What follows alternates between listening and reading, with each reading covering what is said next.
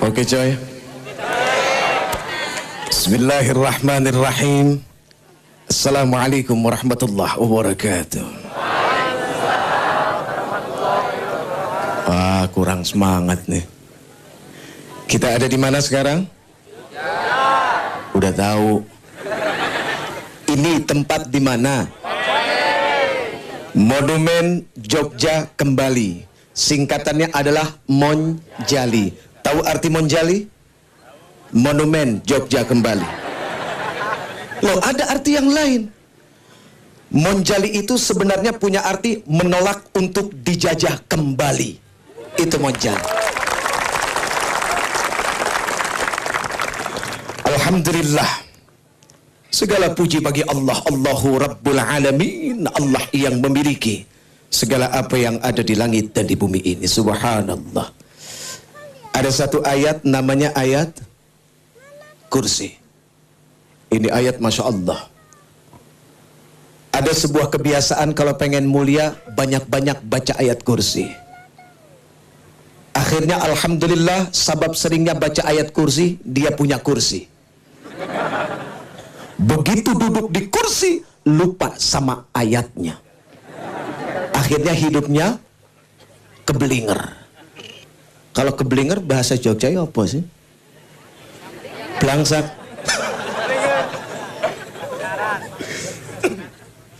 Ayat kursi subhanallah. Ya. Allahu la ilaha illa huwal hayyul qayyum. Allahu la ilaha illa huwal hayyul qayyum. Allah yang tidak ada Tuhan melainkan Allah yang hidup terus menerus, kekal berdiri dengan sendirinya. La takhudhuhu sinatun wala naum.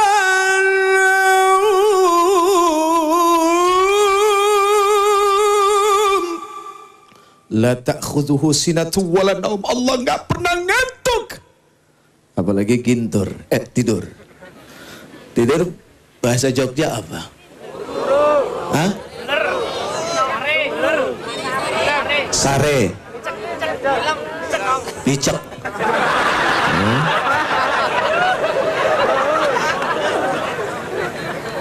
Gawat.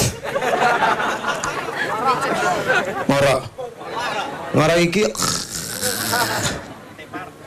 Subhanallah. Allah Subhanahu wa ta'ala tidak mengantuk.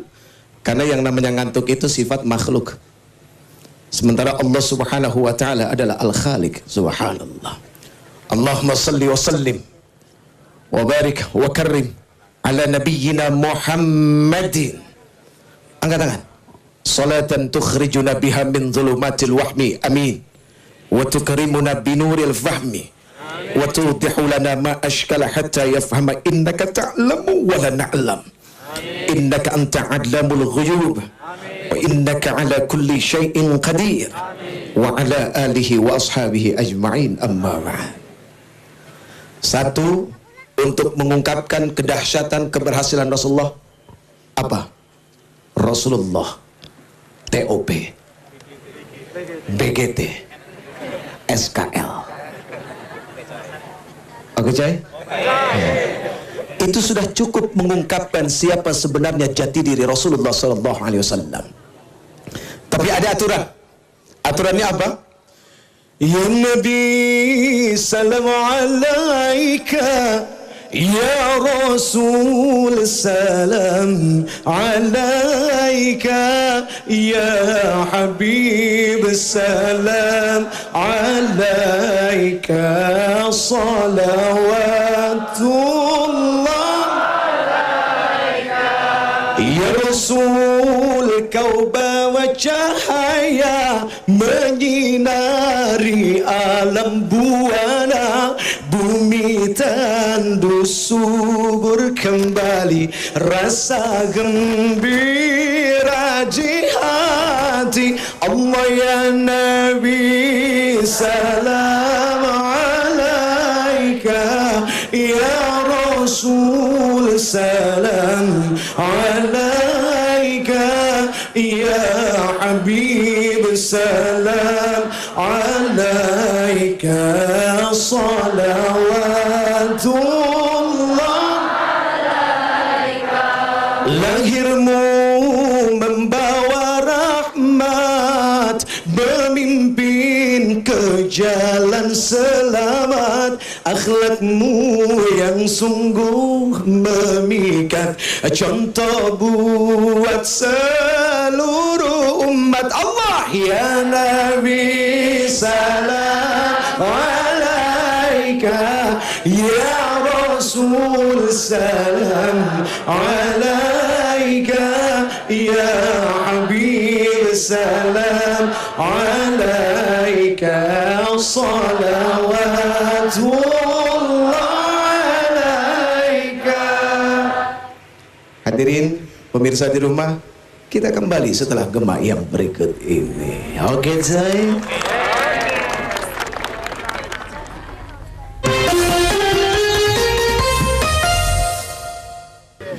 Tahu Uje? Ustaz Jeffrey.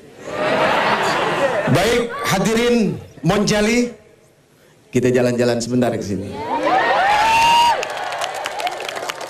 Subhanallah, ini menurut perkiraan orang kurang lebih ada berapa nih? Ada 2, laki-laki dan perempuan. Kalau tadi Mas Agus bilang, apa tadi? Perpaduan antara ulama dengan umaro. Dan di Jogja ini memiliki keraton. Ada keraton Jogja kan? Tahu arti keraton? Kekuatan rakyat beton. Loh, orang Jawa itu lembut-lembut kalau bicara, iya kan? Tapi hatinya beton. Makanya lihat, penjajah nggak berani lagi balik kemari. Begitu gitulah. Oke, friend, coy. Aku balik lagi ya. Jangan lama-lama tahu. Hadirin yang dimuliakan Allah, hari ini saya akan bicara tentang satu kata yang namanya celaka. Ada yang pengen celaka nggak? Nggak ada. Hah? Wah, lu pengen gawat lu. Celaka. Siapapun manusia yang punya akal yang cerdas, demi Allah, dia nggak akan pernah mau dengan kata celaka. Dan setiap manusia berusaha untuk menghindari kata celaka. Anak pergi sekolah, biasanya ibu-ibu, boe, pesannya opo? Hati-hati, neng jalan. Ya, kalau nyebrang jangan sendiri. Takut apa? Celaka. Tapi celakanya adalah fisik. Suami pergi kerja, istrinya pesan, Mas, hati-hati. Takut apa? Hah?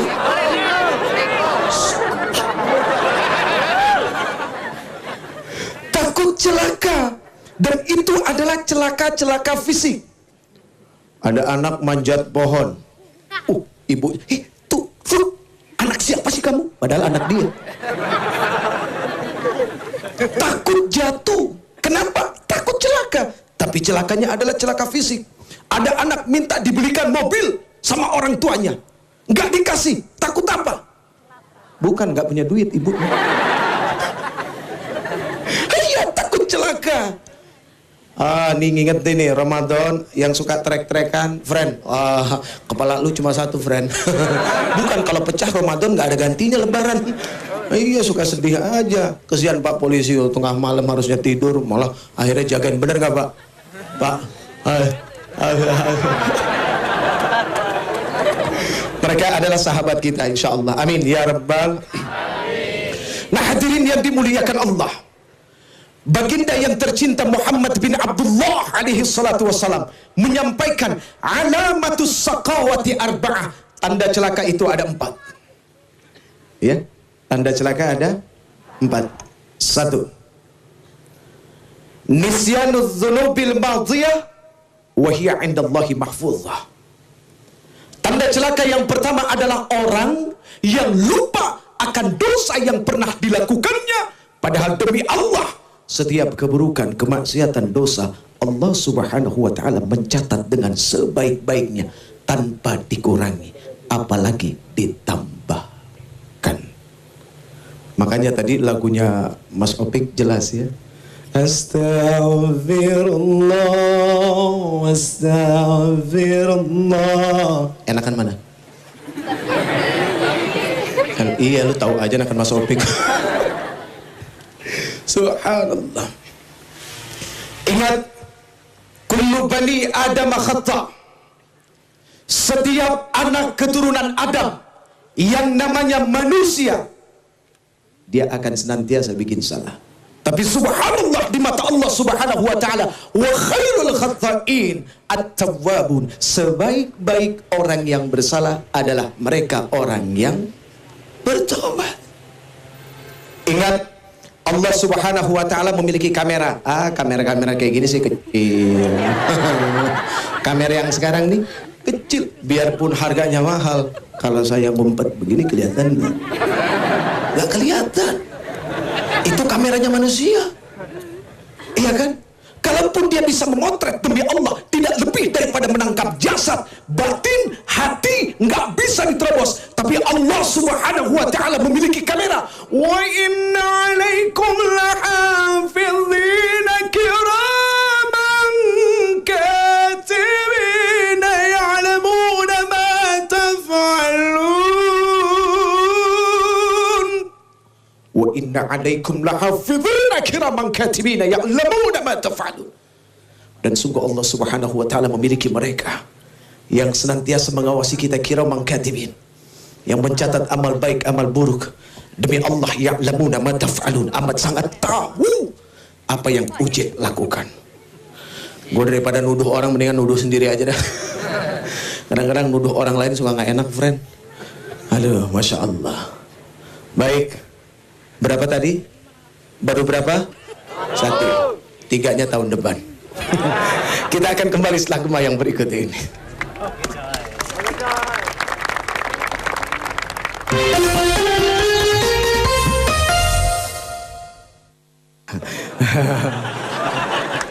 Penampakan ini namanya. Monggo Ustaz. Nggih. Alhamdulillah. Nyuwun sewu Ustaz. Oh, Nyuwun sewu 500. kalau gadai 200.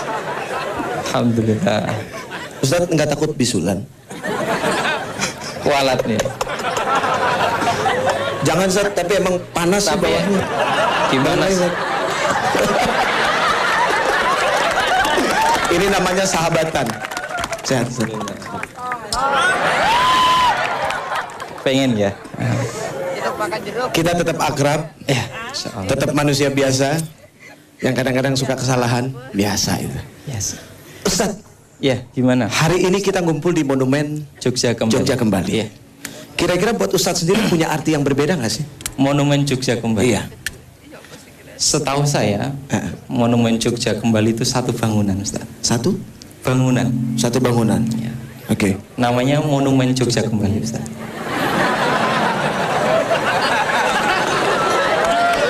Ustaz, bukannya monumen bangunan? Oh iya. Iya.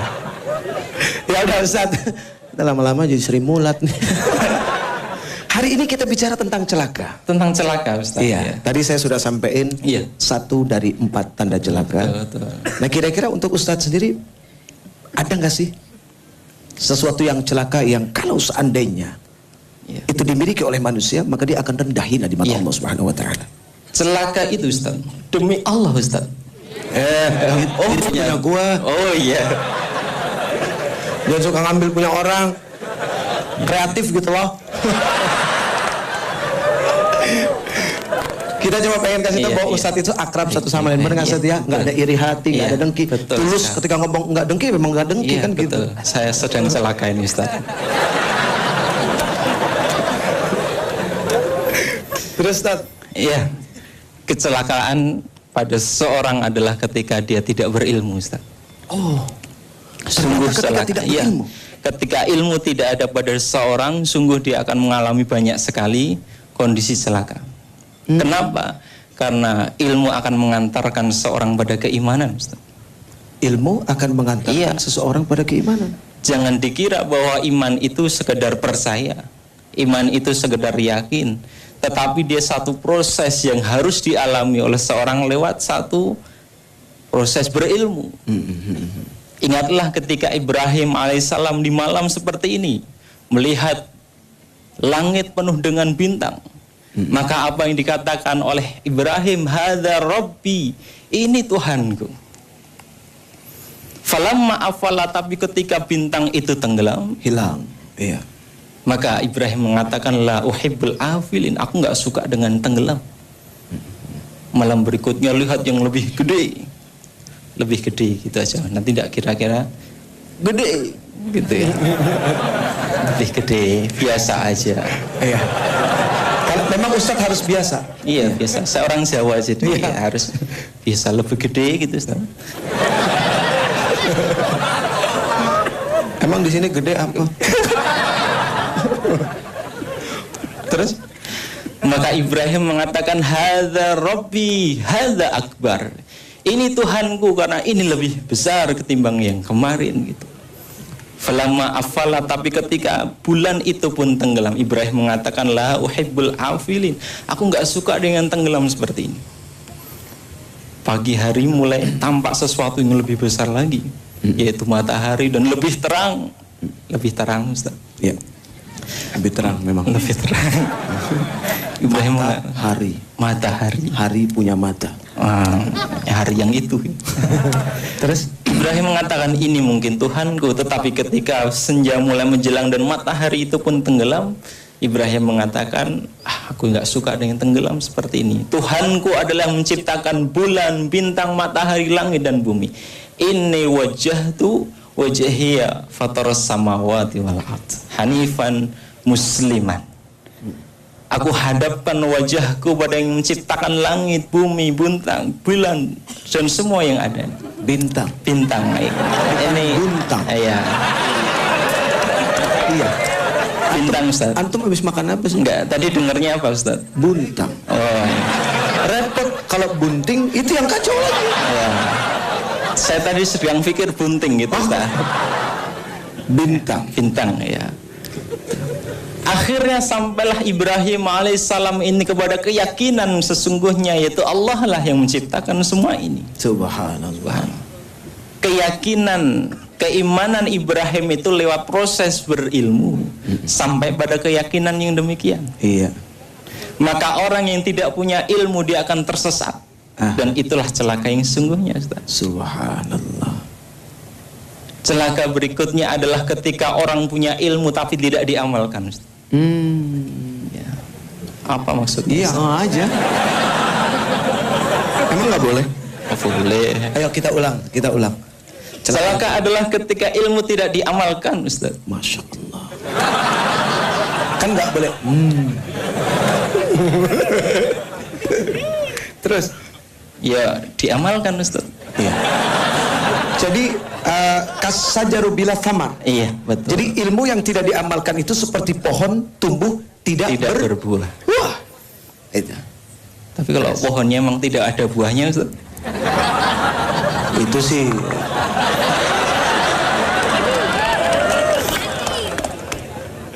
Terus. Iya. Ketika ada ilmu tidak diamalkan, tentu ilmu itu tidak lagi memberikan manfaat bagi pemiliknya. Bermanfaatnya ilmu adalah ketika dia diamalkan. Mudahnya di sini mungkin ada tukang tambal ban, Ustaz. Tahu bannya bocor.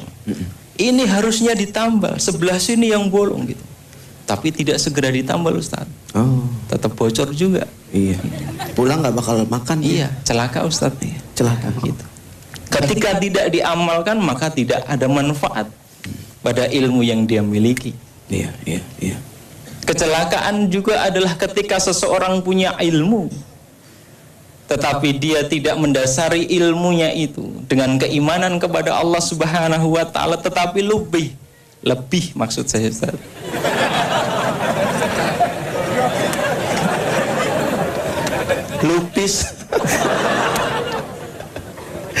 Ustaz. Lebih didominasi oleh dorongan nafsunya. Orang yang demikian ini, na'udzubillah min dzalik, Allah gambarkan dengan gambar yang sangat buruk. Ara'aita man ittakhadha ilahahu hawahu. Pernahkah kamu perhatikan orang yang menjadikan hawa nafsunya sebagai tuhannya? Afa anta takunu alaihi wakila. Bisakah kamu menjadi pemelihara atasnya? Iya. Jadi apa ya? Iya aja udah pokoknya. Daripada enggak, ayo iya. Terus orang yang sudah dikuasai nafsu, Ustaz, dikatakan oleh Allah tidak ada seorang pun yang bisa memberikan manfaat pada orang itu. Padahal innan nafsala ammaratun bisu illa ma rahimah rabbi. Kecuali nafsu yang mendapatkan rahmat dari Allah. Subhanallah. Ini dia nafsu-nafsu. Tapi ini nafsu yang mendapatkan rahmat. Betul, Ustaz. Subhanallah. Subhanallah. Terus. Yoi. Atasawu an aktsarahum yasma'una aw yaqilun. Apa kalian kira mereka itu bisa mendengar dan bisa melihat? Ini orang yang sudah dikuasai nafsu, Ustaz. Meskipun mereka punya telinga, sungguh tidak mampu mendengarkan kebenaran. Mereka punya fikiran tetapi tidak mampu menggunakan fikirannya lagi dengan baik. Berarti fi qulubihim Maradun. fazadahumullahu maradan. Artinya apa, Ustaz? Di dalam hatinya ada penyakit. Oh gitu. Lalu Allah tambahkan apa? Penyakitnya. Insyaallah. Subhanallah. Ternyata- Ustaz, sebentar. Gimana? Segmen kita untuk ini sudah selesai. Oh begitu. Tapi Ya. masih ada lagi satu obrolan kita yang lebih Oke, dahsyat, lebih baik, dalam. baik, insya Allah. Ya kan, ibarat menggali sumur, semakin dalam semakin banyak Iya, airnya. iya, tukang Baik, sumur, kita ya. kembali setelah gema yang berikut ini.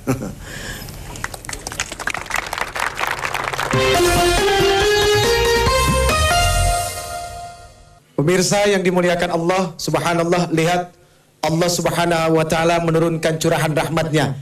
Ingat, salah satu waktu doa seseorang diijabah oleh Allah adalah apa? Ketika hujan turun. Tapi jangan gede-gede ya Allah.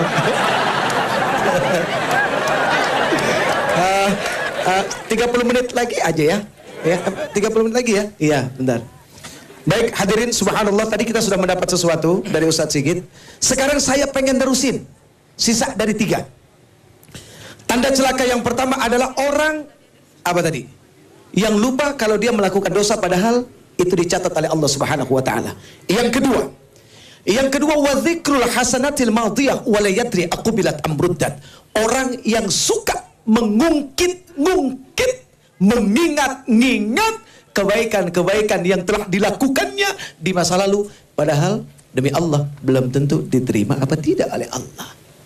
Awas, hindari kata-kata kalau bukan karena saya, dia kan masuk kerja, Pak. Itu masjid kalau bukan, ini Masya Allah. Ingat, mukhlisina lahuddin, memurnikan ketaatan. Ya. Tapi ngomong-ngomong soal ikhlas, saya juga nggak bisa lama-lama. Kenapa? Karena belum ikhlas. Kalaupun pernah belajar di madrasah Al-Ikhlas, itu aja. Baik, yang ketiga. Yang ketiga hadirin, wan nazaru ila man fawqahu fid dunya. Tanda celaka yang ketiga adalah orang yang senantiasa melihat ke atas dalam urusan dunia. Ayo bismillah, belajar hidup lewat kepala sama leher. Ini kepala sama leher ngajarin kita hidup. Hadirin, ketika kita nengok sekedarnya seperti ini, kita akan melihat langit-langit yang indah. Biasanya seperti itu. Tapi begitu kita melihat ke atas, ngomongnya aja udah gak enak, lehernya kan sakit. Artinya apa? Punya mimpi boleh, punya cita-cita boleh, punya angan-angan boleh, tapi jangan ketinggian. Kenapa? Bakalan stres dan bakalan sakit hati. Hadirin, melihat ke atas dengan menunduk ke bawah, kira-kira lebih tahan mana? Menunduk ke bawah. Orang kalau lagi dinasehatin, kira-kira melihat ke atas apa ke bawah? Ngerti kamu? Ya, saya ngerti. Wah, ini bisa berantem ujung-ujungnya. Ngerti kamu? Saya ngerti, Pak. Nah, lihat orang zikir, kepalanya kemana? Apa mungkin kita lihat? Loh. La ilaha illallah. Ke bawah. Kenapa? Hujan. Ya nggak apa-apa, kita sore belum mandi. Terusin ya. Terusin. Yang penting kita sama-sama hujan-hujanan, oke? Ini. Jadi benar-benar monjali kita. Ya, semangat menjadi seorang pejuang masih tetap ada. Nggak kalah bawah walaupun cuma sama air hujan. Subhanallah. Hadirin yang dimuliakan Allah. Kalau orang suka banyak melihat ke atas, satu ketika jalan dia akan dibilang sombong. Terus kalau ada got, insya Allah kejebur dia. Tapi kalau orang yang suka melihat ke bawah, ingat jangan terlalu ke bawah. Maksudnya ke bawah saja. Satu akan dibilang pemalu. Alhamdulillah. Ingat akhwat perempuan, malumu adalah pakaianmu. Kalau engkau punya malu, insya Allah selamat. Begitu mau dipegang sedikit, malu. Dipegang banyak nggak nolak. Nah ini yang tepat. Kebuka sedikit, malu. Kebuka banyak, orang malu. Subhanallah. Jadi begitu kita melihat ke bawah, satu akan dibilang pemalu, kedua apa? Kali aja ada dompet jatuh, kan lumayan, bener nggak? Jadi orang yang banyak melihat ke bawah dalam hidup ini, dia akan memiliki ketahanan mentalitas spiritual yang dahsyat, dan dia akan siap menghadapi hidup ini, apapun yang paling dahsyat dalam hidup ini. Yang keempat, terakhir, wan nazaru ila man dunahu fiddin. Orang yang suka melihat ke bawah dalam urusan agama, awas, bahaya. Maaf ibu, dulu waktu masih pacaran sama bapaknya, alhamdulillah bapaknya masih sholat zuhur sama asar. Alhamdulillah ya, lumayan. Begitu udah punya anak 3, alhamdulillah dia masih pertahankan sholatnya zuhur sama asar aja ya.